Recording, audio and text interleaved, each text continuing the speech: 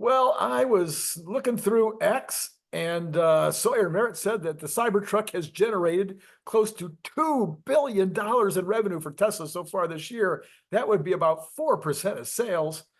And what do you say, Nick Gibbs? Ah, that's a lot. That's what I say. That's a lot. Um, yeah, hopefully we find out sooner than later, once we start to gain some breakouts, if we get breakouts. What do you think? I think that he went on to say that in the Q2 earnings report, he said that Cybertruck's on track to achieve profitability by the end of 2024. That would be pretty miraculous to go to full-on profits in the first year of a ramp. Yeah, I think the sooner that happens and the faster they scale, the faster Nick and Randy take delivery. There you go. That's true too. Okay, so there was this ridiculous amount of headlines and stories yesterday, early morning, with regard to the Cybertruck, talking about that the low end model had been removed from the configuration. You couldn't place an order for the low end. The only ones you could place orders for were the expensive ones, and that you could take delivery immediately, or almost, I mean, really within a month or three, which is pretty immediately for a Cybertruck. And so the first articles were speculating somehow that that meant that something had happened to the rest of the orders.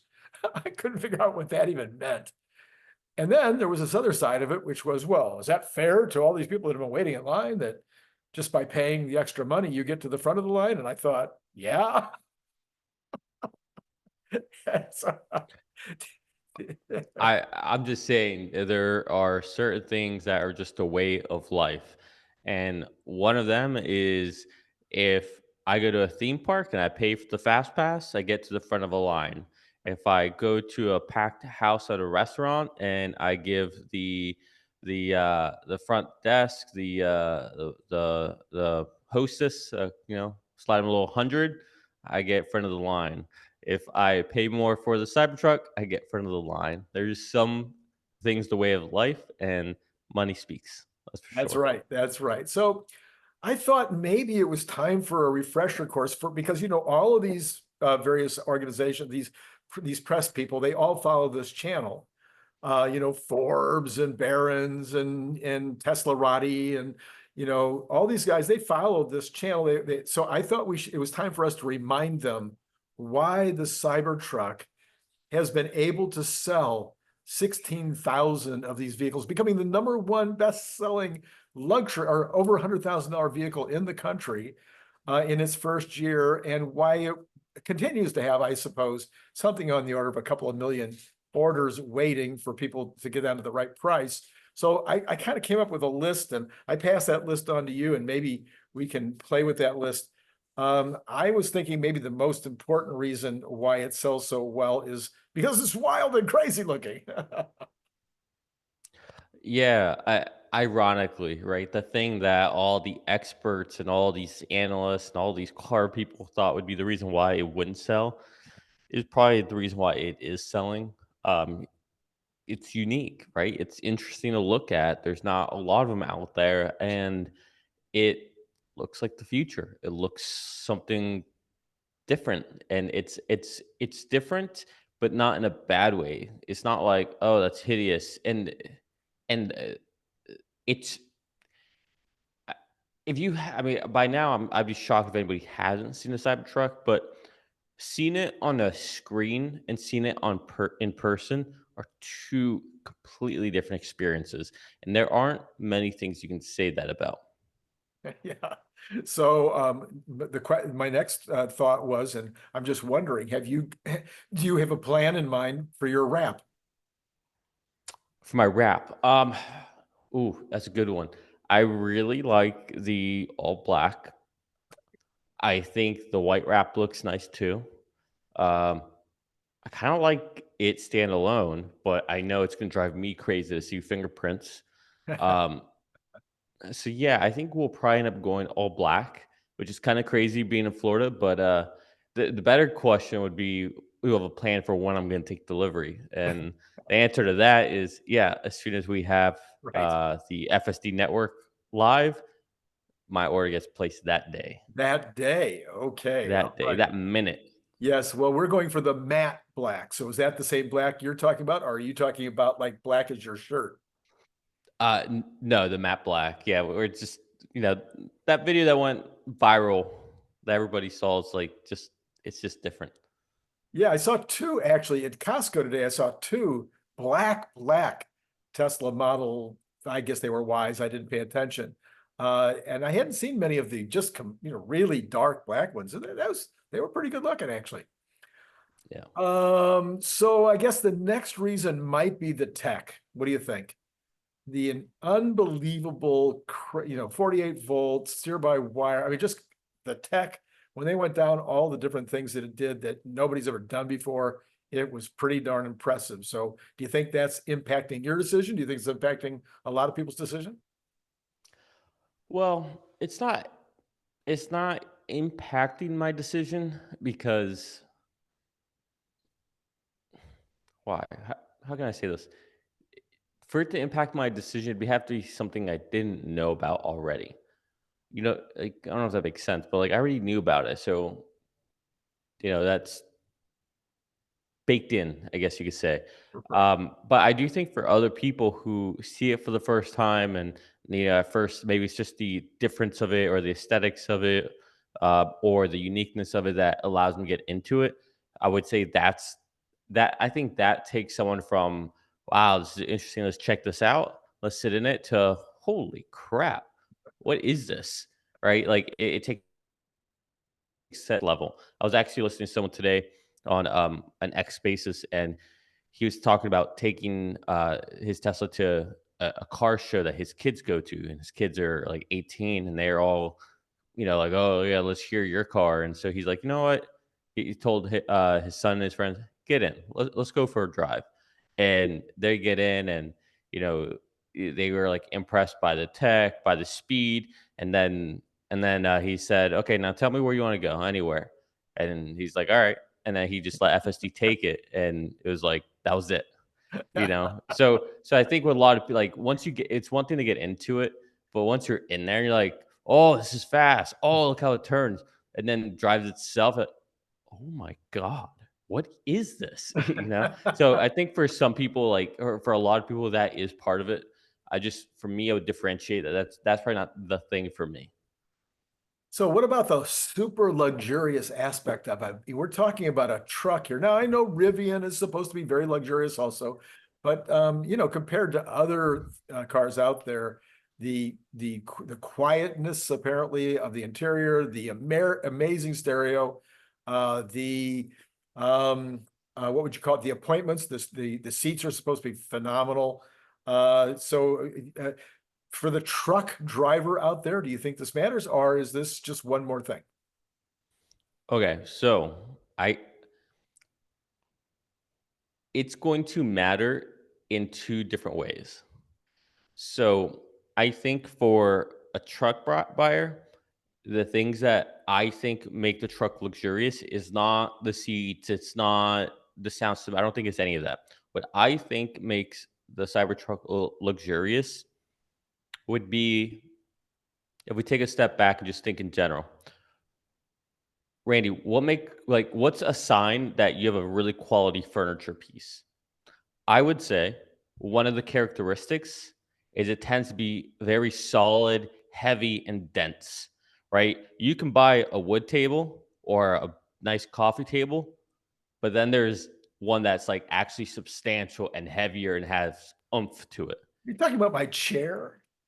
Yes. You get what I'm saying? Yes, you get what I'm saying, right? When something is actually substantial and quality, it's not a thin veneer of wood on it and the rest of it's hollow because it's essentially just plywood.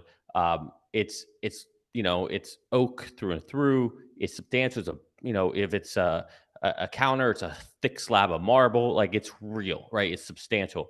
And I think that is what makes the Cybertruck luxurious is that it's substantial. It has girth to it. It's like, I mean, even like silverware. You've got dinky silverware that has no weight to it, but then you got solid silverware that has something to it. and that makes things feel substantial, makes it feel quality. And I think the Cybertruck, it's the fact that made out of stainless steel, the way it closes, the fact that it's durable. I think that makes it very high end, and I think that will resonate with people who just care about aesthetics and design and high quality. But I think that same luxuriousness will translate to people who are just normal truck buyers. Because you know what's very luxurious? Not having to worry about a paint chip. You know what's very luxurious? Not having to worry about a shopping cart taking out my car, right? Like, no, this is quality. A little dinky shopping cart's not going to affect this quality thing that I have. So I think it affects it, but in different ways. So another thing on my list was that this is the truly fully functional truck. We've already seen a couple of videos out this last week from farmers. We know that we've seen a few weeks ago, we've seen some from construction sites. We've seen people that are in the trades. We've seen off-road, lots and lots and lots of off-road videos. Hobbyists, I haven't seen too many hobbyists videos yet, but maybe I just haven't seen them yet. And then, of course, for those who just want to drive it up and down Sunset Boulevard on a Saturday night and be all that, it has that too. So it's kind of like a Swiss Army knife of trucks. I would say it can do everything a normal truck can. The only things that it can't do is probably be able, whenever it's running low on electricity and F-250 is running low on gasoline, the Cybertruck can't fill as fast. That's the only gotcha.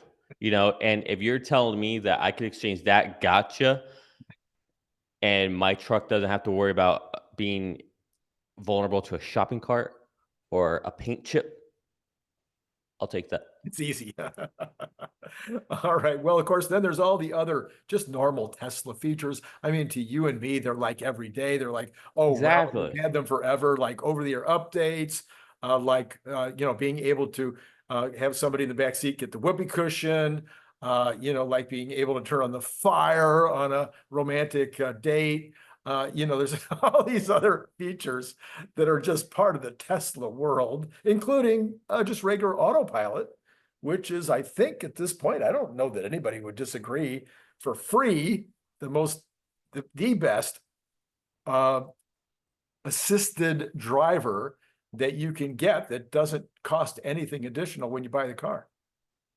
Well, right now, if you buy a Cybertruck, you get FSD baked into the price. So Yeah, I would say with that alone, for right. sure. But I know what you're referring to with basic autopilot. And yeah, I would agree. But that goes back to what I was saying in the beginning, as far as the tech, right?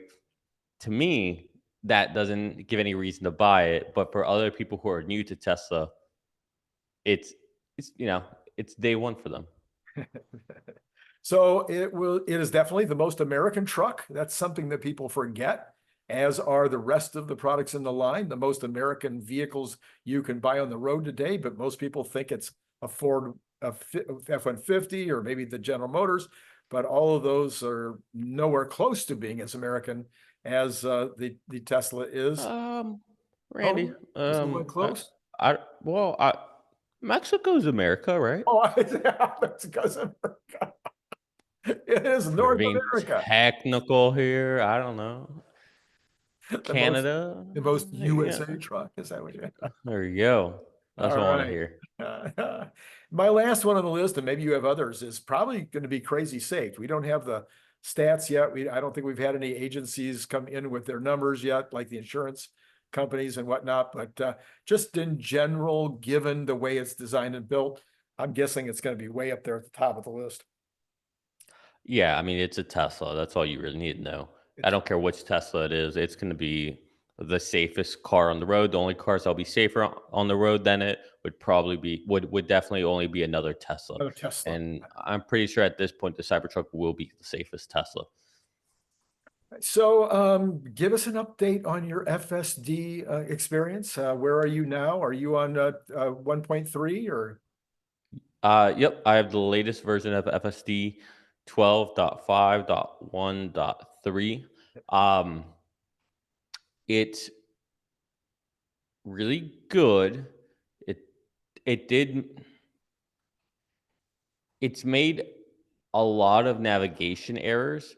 It's so I don't know if it's made a navigation error. Maybe that's the better way of saying it.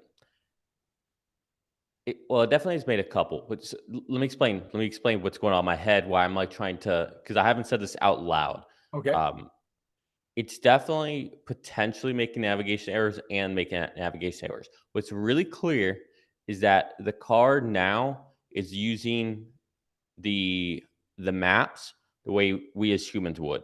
Meaning, I'm on the road and my my phone's telling me take a right here, and I could see, well, clearly there's new construction here. They just finished this road. It's just not on the map yet.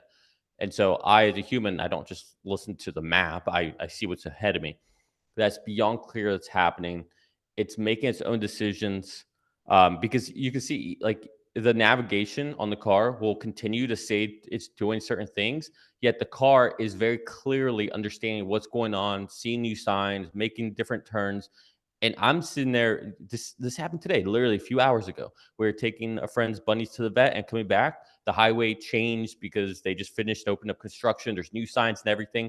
And I'm sitting there literally doing this, reading the sign, like, okay, that says exit to north. Oh, there's the new exit to south. The maps on it had me doing like a U-turn and all this because it thought I wasn't even on the highway anymore. But the car's like navigating it perfectly. Wow. So, and it did make one what I would say unsafe maneuver, which was to, again, the maps had it going one way, but the car realized that it was going to miss the exit. So it quickly cut over on Oh, two lanes. huh. And I say unsafe because it caught me off guard. So Okay. I wasn't aware of what was happening. And it didn't just stay on a normal lane. It literally, went on like the edge of the road to make Okay. sure it made it, but it made it. Yeah. And I didn't take over or anything, but I did disengage just to give feedback. Um, so it did it safely, but not Yeah. comfortably because I was like, "What the hell is happening here?" Um, so it's smooth. It's definitely I've seen improvements, but there's definitely stuff happening with the maps, and it makes it really hard to understand what's happening there. Interesting. Interesting. So Nice it's update. it's odd. I don't really know how to explain it. It's it's not perfect, but it's not making like critical safety errors. It's just has like this conflict internally. And you can hear it in my voice and how I'm talking about this. Yeah. I'm Yeah. conflicted on understanding what's happening. Yeah. But it's yeah, we're getting close, that's for sure. So, so I'm just curious, because I mentioned this on the show the other day, but it wasn't with anybody that could respond to it, whether you've ever had anything like this before. I'm still back, of course, because I have hardware 3. I'm still back on 12.3.6, but was going up to the church and there's an entrance. It's big, it's a big campus, and so there was an entrance. So it missed the entrance and kept going. Then it made a left turn at the next light, and the church was on the right-hand side of the road. It made a left turn at the next light, went up into a subdivision, and went all the way around and came back to that street, went across, made the right turn, went back and made a left turn into the lot. Have you ever had to do something like that? So, all right. So I don't know. Have you ever noticed your map data updating? I haven't paid attention. You probably haven't because I imagine you have your car set to automatic updates, right? Yeah, I think so. Yeah, yeah. But with FSD, it won't just automatically update. What will update automatically on your car is firmware and map data. Ah, So, what I suspect is happening is that yes, you may not be on the latest version of FSD, but you don't need the latest version of FSD for them to send you map updates. oh, And I think it's so clear they're doing something with maps. They're clearly. Let me give you another example. We went to Chipotle today for lunch, mhm, and since I don't know, since 11, it's been it's been going into the Chipotle parking lot.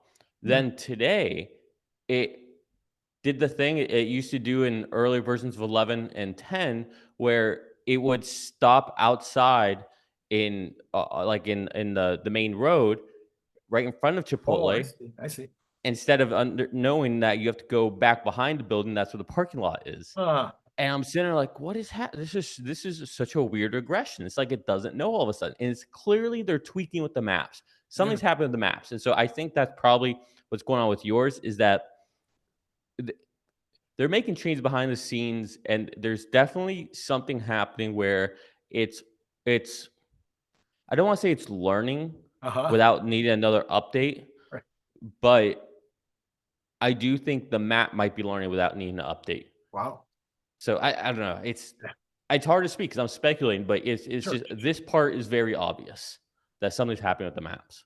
They're making their own maps. That's what's Right. happening. Right. Right. They're making their own maps underneath. They're still using Google layered on Yes. top, Yes. Yes. and then it's looking around the world making decisions. So it's like you have three different things that are conflicting, and then which one do you listen to? Well, it used to be you listen to Google Maps. Right. Then it started to become more like, well, use your eyes. Right. And now it's like, okay, use our maps and maybe reference to Google. And if we're conflicting, all right, listen to Google. And like it seems like there's this decision making that's happening. Huh. So for instance, if if the information is going in from bajillions of cars with regard to making the map, Tesla map, that information is what you're thinking might be updating somehow over the air, Yeah. not an actual update. Exactly. It's like I think they're using the Google Maps as like the first layer, Base. right? Yeah. And then on top of it, they're layering data that fills in some of these gaps here that Google Maps wouldn't have that Tesla has, and starts filling those in. And the Hmm, more and more vehicles are out there, the more and more data they're getting, the more and more they're stitching this map together. let me see. And then it's got what it sees with its own eyes, right? Like, no, okay, if that says road closed, well, I can't just go down. If clear there's a construction sign, or hey, here's a new sign for this highway that we've never seen, it's not on either of the maps, and the Tesla's first time seeing it, well, maybe after 3 or 4 Teslas see it on the fleet, all of a sudden it updates Right. that map on top of it, right? And so I mean, Elon even said it, right? A Tesla's going to go down a road that says it's one way or it's a dead end, and then it'll let the fleet know, right? He said that not long ago, Yeah. and I think that we're experimenting with that. I think it's clear what's happening on the back end. Ah, okay. All right. Interesting. Okay. So on another subject is, I think it's barely worth mentioning, but the UAW today filed a lawsuit against Trump and Musk Well, based on their conversation during the spaces last night, where Trump said something like, "Yeah, I don't know I'm not going to say which company, but you said that this and that, and they said that they were going to go on strike, and you said you're fired." And and Elon chuckled. He didn't say anything back, not a word. He just chuckled. And so the UAW is filed a lawsuit, or filed an action, I'm not sure which, today, based on that, in calling it intimidation of union workers. So did you have any thoughts about that whole mess? believe it or not, this is the first I'm hearing of this, Oh, so this is okay. amazing. You're getting real time reaction to this. Did did I miss something? Uh, I don't remember. I don't remember them specifically talking about anything like that. Like I remember Trump saying something about like the efficiency committee or whatever, and saying, oh, you fire people, like like you take care of things. He didn't even say anything about unions. He just said like in general. No, he did say strike. So he said, Did he? yeah, he said No, something no, he about, said someone says they don't want to work or they want to leave. or they wanted to They're like, all strike. right, you're fired. He used the word Strike. strike. But you realize, of course, that right now, uh, President Trump does not have any office. He does not, he's not somebody who That's true. he's not somebody who can be accused of intimidating union workers. He's just you and me. He's just John Q. Public. He doesn't, he does, I mean, I guess as the owner of some company, maybe, I don't know, but he wasn't talking about his companies. And then, of course, Elon didn't say anything. He just chuckled. Well, Rand, I mean, hey, I'm ignorant on this matter. So maybe you can help me out. And maybe this can sound like a completely naive question. You never asked Sure, me to come absolutely. on here again. But in my mind, if I have my own company and somebody chooses to strike, in other words, not work, don't I have the right to fire them for not doing their Yes, job? so that would, now you're getting a little bit nuanced. So the rules would be, well, again, I'm not certainly not an employment lawyer. I'm not a lawyer of any kind, but my law school background does not equip me. My owning pretty good sized companies equips me a little bit, but okay. So if three employees came in and said they were going to strike, if you didn't do this and so, yeah, I think you would be perfectly legit in firing them. If they said, we want to form, now because of what you've done, we want to form a union, and you said, oh no, if you form a union, I'm gonna fire you, that would be completely illegal. That's But different. Okay. until they formed the union, I don't think there's any protection if they say we're going to strike, kind of to your point. You can't just say, well, I don't like what you did today, so I'm gonna leave. But if they formed a union, then of course that would change everything. And that would never happen at a Tesla at facility, Tesla. probably. Yeah. Well, it's like, all right, there goes your whole pay. Right? Because if you know anything about any Silicon Valley company, you make more on stock than you do on your base Right, pay right, or your right. bonuses. Like Yes, your stock is where you make your money. yes, exactly. So Yes, yeah, which yes, is brilliant. Like of it just course. is Yeah, for yeah, many yeah. reasons. One, it kind of helps incentivize against unionizing, because at that point, if you're in a union, you don't actually work for the company. Your contract for hire is the way it's actually treated. And this is coming from someone who used to work in an industry that was all unions. They like to say you don't work for Tesla, you don't work for Ford, you work for the brotherhood. Right? Brotherhood's like the big thing with unions. You work for the UAW brotherhood, not for Tesla, not for Ford. That's where your loyalty is. Um, but if that's the case, then we don't have to give you stock. That's fine. That's right. That's right. It's advantageous to prevent that, but also incentivizes you to want to work hard because it helps you build value in the company. And for an employee perspective, sure, you get paid XYZ, but when you have stock options, when you have RSUs, well, that XYZ can grow, can be a lot more by the time you Okay. recognize the stock. And that's beautiful, right? People like to be able to have ways to grow their salary, their pay without necessarily having to get a promotion, without necessarily having to go to the boss, say, "Hey, boss, can I get a raise?" Right? It's nice to be able to have a pay bump without relying on that. It's just one of the coolest things. It's why a lot of people get into sales, right? Because Mhm. they're kind of Absolutely.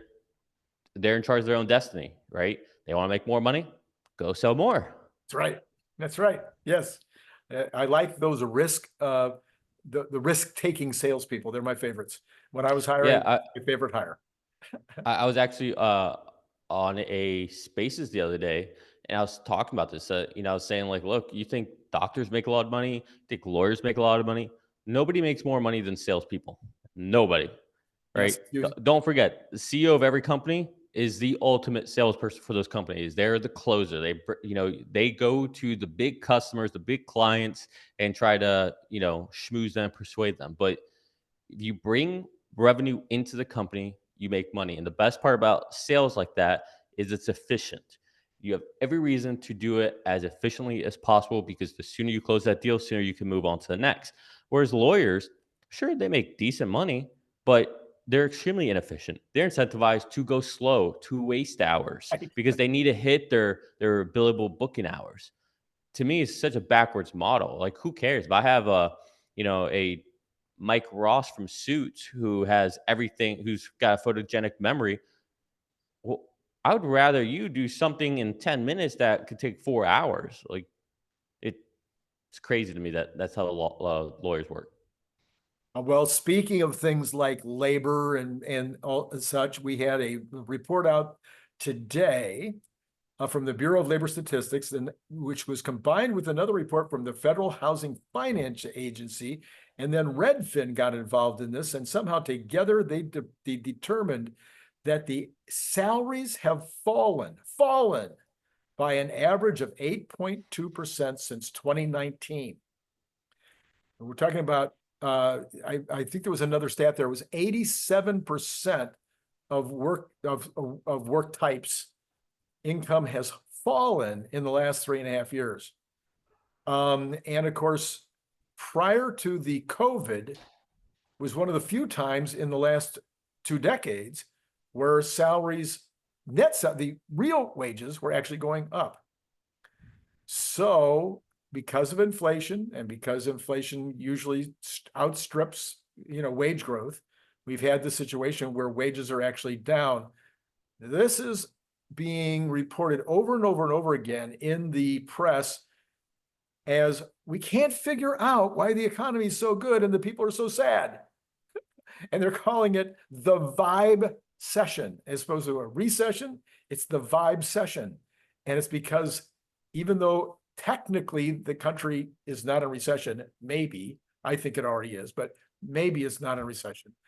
People feel like it's a recession because they're not able to make ends meet. Can you help me clarify something? Sure. Was that report saying that wages have gone down or buying power has gone down? So that, yeah, it's real wages. So you're taking the wage gains and subtracting inflation. Okay, just what I thought. Yep. Yeah, it's see, I'm with you. Thing is that you and I have been talking about this for how long, that we've been in a recession, that I think I think even Larry are in this Kathy Woods rolling recession camp. So I honestly, I'm kind of starting to think that we're about to exit the recession, if not already have. That's kind of where my head's at. So I agree with you. Call it a vibe session, call it whatever you want. Um, it's yeah, we've been in a downturn. Yeah. Like, it's Yeah. And by the way, I would tend to agree with you. I've said over and over again that this recession, in my opinion, started in June. I believe that we will be out of it either at the end of the year or the end of the first quarter. I don't think we'll be out of it. I think it'll go into the fourth quarter because I think there's enough.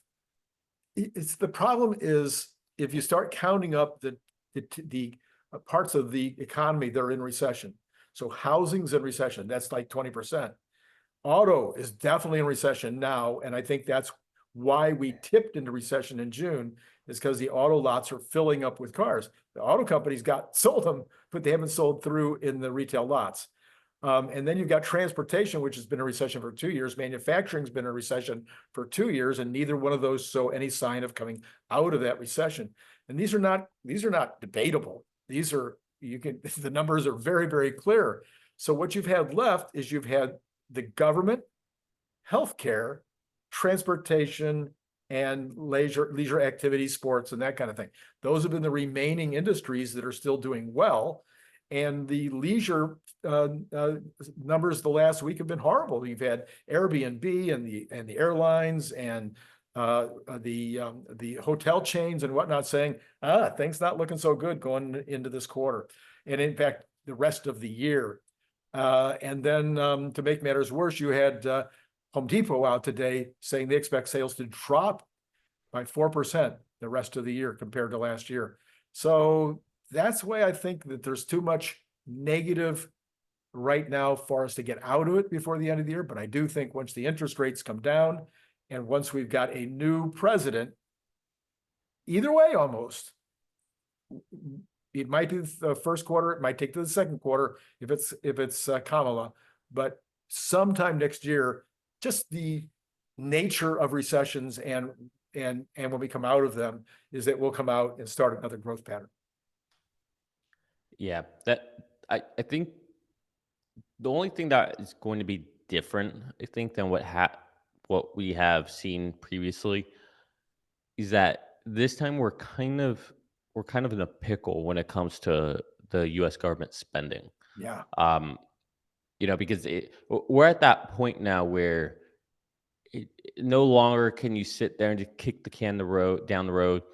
No longer can you just sit here and say, yeah, it's going to be a problem if we don't do something eventually. We're kind of at the beginning of the, oh crap. I feel like we're right at the beginning of that.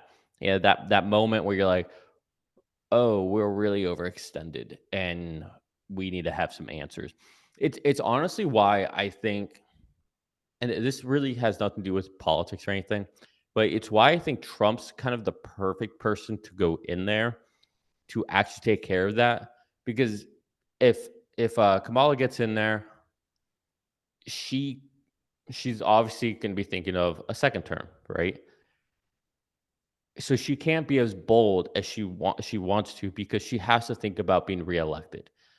Whereas Trump can actually get in there and do the hard thing, the thing that's unpopular because, well, he's not trying to get reelected Right. anymore. Right. He may be trying to keep, his whole Legacy. movement alive, legacy alive, but his legacy, well, I wouldn't even say legacy. I would just say his movement alive, right? So the next person who gets voted in is aligned or sympathetic with the way he did things, but his legacy, that's something that will be marked in the history books if he's the one to save the country at a point where they're saying, "Oh crap." Right? You can see in the history books, the moment where interest payments became higher than we spend on national defense, Trump got elected. He had nothing to risk because he didn't have another term. Had it not been for that, we wouldn't have seen the drastic, cuts needed at the time that we needed the most in XYZ, because otherwise it would have been considered political suicide. It doesn't matter Yeah. anymore. So that's why I think like he's actually set up to be the one that could do something about this, He assuming might he did, assuming he's thinking about this. he might actually get lucky like Clinton. So everybody gives Clinton all the That credit. too. Everybody gives Clinton all the credit for how well the economy did and how well how nicely we were able to actually have a couple of years of surplus. But really, it was Newt Gingrich who came in and said and made Clinton triangulate in order to win the second term. He triangulated, and there when he came in, he actually followed through, which was great. I give him a lot of credit for following through in terms of the cuts and things that he did. But it also came at a time of amazing productivity growth. Exactly. So we could have the same situation again. Maybe he'll hire Elon, and maybe Elon will hire Vivek, and maybe one way or another they'll get Chamath involved too, and maybe the three of them can get the economy, get the government kind of shook up a little bit, get some regulation out of there, get some of the ridiculous ways that they're spending money out of there, and then at the same time get this productivity growth, and maybe even the government for once might get some of these productivity tools where they don't overspend and have a mess come in. How many times has the government brought in these productivity tools and they've overspent by 10 times and gotten half of the value because they didn't know how to actually implement them. But with a great team, they might really be able to make some really major changes in the government. But then the economy itself could grow so much and grow so much productivity that it would really help with the debt. You're 100% right, but here's the thing. You'll hear a lot of people say that, well, we can grow our way out of this, right? We can simulate, we can have like another internet boom, .com boom. We can have that with AI or something else that comes along. The problem with that, that's a nice to have. But the situation we're in is you're Andy, you make $50,000 a year, your bills are $49,500 a year. And yeah, it'd be great if you could go out and get a pay bump or bring in more income, but you can't rely on that's going to happen. That's not a winning formula. So Randy, you need to cut back on eating out. Randy, you need to, get rid of that car payment. Oh yeah, I'm Randy, for you. you need to I'm move always, into it. You need to downsize, right? I'm with you. So, so I'm with you as well, saying that both of these things can help us, but we need to act as if our only option is to cut and get lean. Yeah, yeah. So, last subject matter before we talk about what's going to maybe happen the rest of the week, because it's going to be pretty exciting tomorrow. What was your overall impression of the spaces last night with Mr. Trump and Mr. Musk? Honestly, I was a little disappointed in it. I thought there was a good opportunity last night for us to just hear Elon and Trump just kind of hang out and just talk. No like normal things that we hear on the camp. Like, we all know what you're gonna say, Trump. Like, we've already heard all these things, but like, it would have been interesting to hear Trump ask Elon questions like, "Oh, what do you think about this? Oh, I did this." Like just a back and forth. Rather than I don't know. It's the same stuff we've heard. Right. I don't think Trump is a eloquent speaker in general. I think it's weird. I think he used to be when he was younger. Like hearing him speak back then, he sounded more clear of thought and just his vocabulary seemed to be much more dense. But now it doesn't seem that way. Now it seems like it's just kind of very chopped up. But it felt like a missed opportunity. It felt like Trump thought he was just at another campaign, just in campaign mode. He's got his same things he says every time. It's just so ingrained into him, just so memorized that he's just saying it on repeat instead of just grabbing. I don't know. I know he doesn't drink, but you know, grabbing a beer, taking a sip, being like, "What would you do? What would you have done if you were shot, Elon? Like, could you imagine? Like, have you been in a situation like that? Like, what's the closest you've ever been to? Just Yeah. talk. Yeah.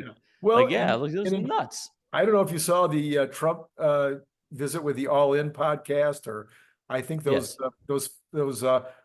guys, are they the Paul brothers or something like that? I forget Hmm. their name. Uh, those Logan and Jake. those were more like that. Those were more comfortable and just great conversations. There wasn't as much of the campaign rhetoric. It was more comfortable. Yeah, that's what happens when you have more face to face. Yeah. You know, Yeah. Yeah. face to face, in person, things are just Right. different. Right. One on one connection. Yeah, you're right. And I hadn't thought of that. Yeah. See, that's why we have you on. We Yeah. could never stop having you on, to your point earlier. Well, it's one of the reasons why Joe Rogan talks about he won't do anything like over Zoom. Like he wants to have the person there, I got you. right? Yeah. Lex Friedman, Lex, right? He's same one way. of the best. Yeah. Same way. I want you here in Right. person. Right. So Yeah, not only that, Lexi, even maybe Joe too, they bring them in ahead of time and they end up having an evening together or go out and have breakfast or whatever before they do this thing, so that they're actually enjoying a relationship going into it. And I had to knock Musk down on this just a peg, because I felt like he didn't prepare. He didn't have he didn't have a directionality. He didn't have things that he wanted to accomplish other than pitch himself for the job of the czar of reform in the spending money department. yeah, yeah, but even Elon is a little awkward when he Yeah, speaks. You know, he tends to be very repetitive, which it's nice to see he's consistent, right, right? Like right, he's right. consistent with what he thinks, but we hear the same things over and over. I think a lot of us understand how he thinks. You're not hearing anything particularly new from Elon or Trump. They both have their own very unique ways of speaking, but that's not. You don't want Trump or Elon because they're amazing interviewers or they're Right. speaking as eloquently as Obama did, right?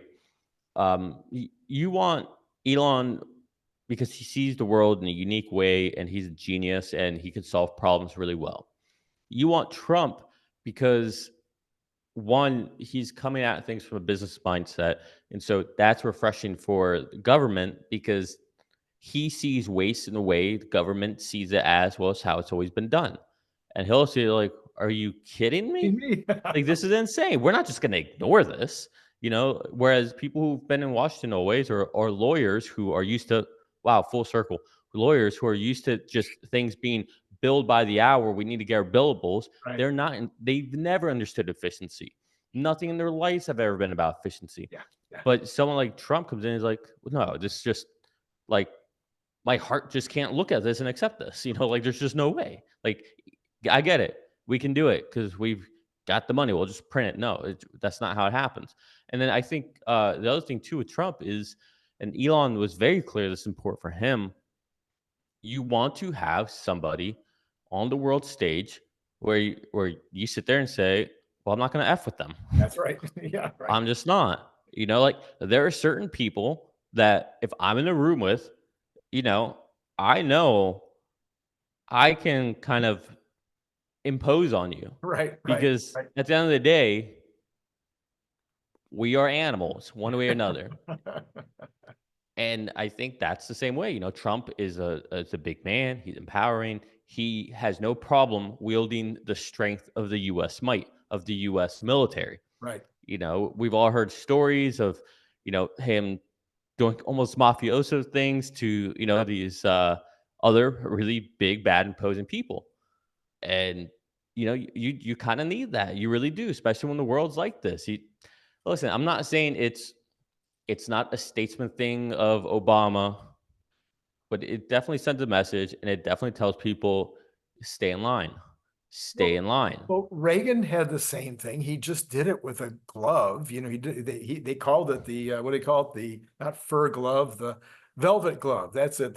He's got the hammer inside the velvet glove, and he, would say all the time, you go into the negotiation, you're going to ask for the moon, and you're going to ask for the moon, and you're going to ask for the moon, and you're going to keep asking for the moon, and then at some point the other side is going to give you 90%, and you're going to say, sold. Mhm. As opposed to the negotiator who doesn't have that kind of skill. The person comes in, you ask for the moon, and they go, well, how about this? And you're like, oh, you're really willing to give up that much already?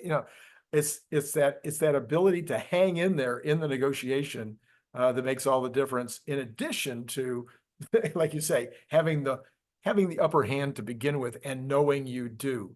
I think that's part of what you were trying to say. Or not trying to say, Yeah, what you well, were saying. I Reagan was a little different, right? Because he also comes from the Hollywood side, Mhm. right? So he knows how to smile and how to. I mean, I guess you could say Trump did a little bit as well, but Sure. Yeah. he Yeah. knows how to speak well. He knows Right. how to be an actor. He knows how to play a part. But I don't mean to sound barbaric here, but the fact that we could be in the room, and if I'm sitting there saying, "Hey, you speak to me like that again, we're gonna Yeah. take this outside," and I'm serious, Yeah. Yeah. that's a little different than someone saying, "Hey, if you say it again, I'm gonna leave." Right. Those are two different things. Like Two one, okay, different. both of them, I'm upset. One of them, you're upset, and I'm in trouble. That's right. That's right. The other one's like, go for it. I don't care if you're upset. Run away. Be scared. Like those are two different things. And I get it. Like that sounds barbaric. Oh, we shouldn't be talking like that. We should be But civil in that's how it discourse and is. all that. Yeah, you know what? We should be civil. And we also shouldn't need a military, and everybody should love each other. But Right. that's not how the world works. The truth is there's people out there that will punch you in the face, whether That's you right. like it or not. And you either want other tough people on your side who'll step in, or you don't. And right now we need a president that can step in and say, yeah, I'd like to see you try. That's right. That's right. Well, tomorrow we get CPI, and I'm thinking that if the CPI number comes in equal to or a little softer than expected, that we probably have a continuation of the rally. Although if it comes in really exactly the same, maybe it's already built in and we'll have a little sell-off. I'm not sure. Definitely if it comes in hot, we could have a really bad day. What do you think? Is that how you see things for tomorrow? I mean, yeah. Okay. So hot, market won't like it. Cold, market I will love know it. it seems Medium. obvious, but we've been in this we've been in this up and down and up and down. I, I would say it another way. Um, Good news is good news again. Yeah, right. So if we have weaker inflation data, I think that'll be good news, because that will mean that everything's staying in line, in lockstep with our approaching the next Fed meeting, right? So right now, the risk to the next Fed meeting isn't will they cut, it's will any data come up that will get in the way of us saying how much are they going to cut, Right, right? Because if any bad data comes in, then it's not, well, how much are they going to cut? right, It'll shift back to right, will they cut? right, So I think that's the risk that's on the table. So I think we have 2 out of 3 ways that we win tomorrow. right. Either as expected or cooler. If it's hot, not good, because then we start to question whether we're going to have a rate cut instead of just debating 25 or 50 bips. And it's interesting, of course, the rest of the people are like paying so much attention to CPI, but the rest of the week, there's a lot of additional stuff coming out. Housing data, there is consumer confidence data. I mean, just all kinds of data coming out in Thursday and Friday that could continue to roil the market, but we'll take them one day at a time. So today, though, the PPI was softer than expected, lighter than expected, and the Dow and the NASDAQ were both up over 400, almost exactly the same, 407 and 408. S&P was up 90, and Tesla was up $10.34. In percentages that we Dow up a point, the NASDAQ up 2.4, S&P up 1.68, and Tesla up 5.24. You can't make this stuff up. Magnificent Seven all did well today. NVIDIA crushed them all, up 6.53. Quite the day, quite the day. After hours, Tesla's down a tad, 0.44 at 206.92. So 50 cents or 90 cents down. So any more thoughts about the day's activities? No, I love it. You know, I think I've said it on here a couple times, like this great rotation, you know, that everybody was talking about that I just wasn't buying. You know, I think it shows here, you know, it's like, why were things selling off? Well, this because of the data, Right. right? Like that's why. But now we see, you know, when we have good data, when the yen carry trade, you know, subsides, like people pile right back into what's been working. You know, we're not going to give up on these companies that are the only ones that are actually printing money or have objectively room to run. Yeah. You're not going to go into a Home Depot and expect to get a 2, 3, 4x potentially in the next 24 months. You'll Right. go into a Tesla for that, Yeah. you know? So it's just, they're not going anywhere. Yeah. So then we have bonds down significantly today, ending up the day at the 10-year ending up at about 3.854, and then down another 0.7 of a basis points to 3.847 in the pre-market. The 2-year down a little bit in the pre-market as well, but they're still about 9 basis points apart. So that has spread out and been around that 9 to 12 range now for a few days. I continue to be completely flummoxed by this entire inversion issue and what it will mean when it finally reinverts. I can't quite figure out. I keep putting in different things and the spell checker doesn't like any of them very much. So Once it's verted, yeah. So oil has been all over the place too. The oil folks, I guess, were worried about the Middle East, and then they aren't worried about the Middle East, although they're still sort of. Or anyway, I can't. And Well, then what's going on China, with that? Well, and then you follow this closer. China and German numbers came in lousy today. Germany's looking like they're maybe heading to recession, a bad recession. Anyway, so I'm sorry. What's happening in the latest thing I read was that Iran is signaling that the only thing that can keep them from responding right now would be a ceasefire in Gaza. Israel is saying we can't give you a ceasefire in Gaza if you're gonna start throwing missiles at us. Anyway, so I don't know if there's gonna be a ceasefire or not. I don't know whether Iran and Hezbollah are going to fire rain down missiles in an attempt to create more confusion in the Middle East or not. It would seem to me that would be a very bad idea for everybody concerned, including Iran, but we'll see. But right now, at least oil is staying 78, 75 for Texas Intermediate, $80.69 for Brent, and that is trending down towards the lows that it was just a couple of days ago. So who knows? Natural gas springing back up, 78.7 in the pre-market, all the way back up to $2.16. I don't know if you know this or not, but the Texas oil companies want that to be at least $2.25 because they sell off the gas that comes when they're pumping oil. They have that gas that's given up. And if they can't sell it for $2.25, it really messes up the rest of their profit. So for those of you who care about such trivia, I thought I'd just throw that in for free. I'm missing it here. Gold hit all-time highs today, backed off a little, 2,503. Some people think it's going up a lot higher. I think you said you think it's going up a lot higher. Gold? Yeah.